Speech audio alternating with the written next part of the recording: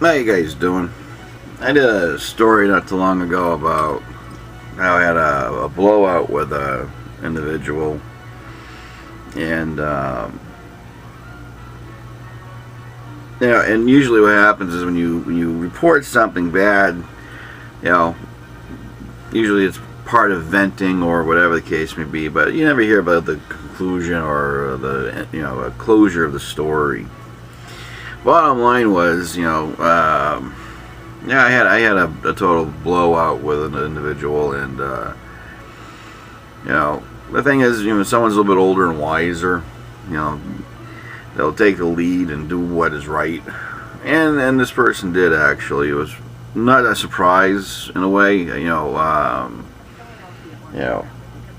when you do respect that person and they fuck up with you and you act like an asshat back with them, it's like, well, obviously you're not going to go anywhere, either one of us, in that respect. We just kind of, who could yell the loudest at that point. So, anyways, I went back and I was asked, I need to talk to you, and an explanation of that person's side story, and an apology happened, and I apologize for being a little bit of a hothead, and things worked out. So why the video on it? Well, that's one of the big. Because what happens is when you settle shit, you might as well say, hey, shit got settled. There's no further drama, there's no further issues, it's just, bottom line, it got settled. But, I was glad that the initiative was taken to correct a wrong. If shit stayed wrong, I would just be like, disappointed in a way. But, this person, definitely not a disappointing person, put it that way. And, there's more to learn from them. So, anyways, yeah, it was a good thing, But I did a story about a conflict and how people address you and how you address people back and that kind of thing, because people speak to you in one way in one environment, would they speak to you in the same way in a different environment, like a bar or a bingo parlor or a hospital or that kind of thing. And I treat people unilaterally on how they want my reaction. So if I was at a Ritz-Carlton, for instance, someone act like an asshole, chances are I would treat them no different if I was at a bar. That kind of thing. So the current environment that I was in, has no sanctity. It's no different than being at a bar or bingo parlor. I treat the person, not the environment, differently. Or I should say, I will not treat the person any different because of the environment. There you have it. So, so basically a couple of hotheads got together and decided to see who can piss higher in the asshole tree, and I think we came out tie. So with that said and done, things got evened out, handshakes and hugs, and everything was fine. If anything, as they say, tomorrow is always a new day. And that's what I believe. I'm getting old enough now where I don't hold grudges. I don't get pissed off at people for bullshit. I'm actually getting old enough where it's like, is it really worth it? And if it is, how far do I want to continue through with this? Because you don't want bullshit to keep repeating it, And so it was squashed, and things worked out. You don't hear shit like that too often, You don't hear about people making resolutions or people who, after a while, just cast away either the differences or admit they fucked up and then, moved on. Because, I'm not pointing faults or anything. I'm just saying, You know, in general, through an apology, you don't get that kind of shit these days. It's always someone's fragile ego willing to go off and get in the way over logic or over anything else. You know, they feel as though, you know, a lot of people are very sensitive to their ego, or a slave to it, perhaps.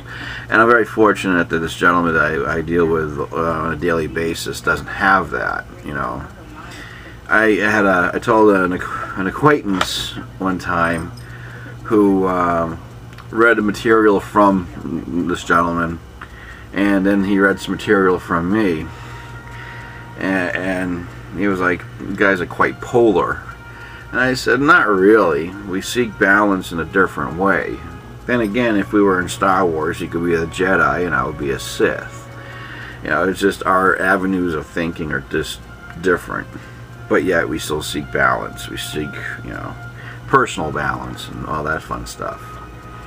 So, you know, when you learn about conflict, or you learn, you know, for me at least, negative positive is never a dichotomy with me, because if you can turn around on a negative situation or a bad situation and you can make something out of it in respect of something positive or even a lesson thereof, then, you know, how bad really you know, was it, you know?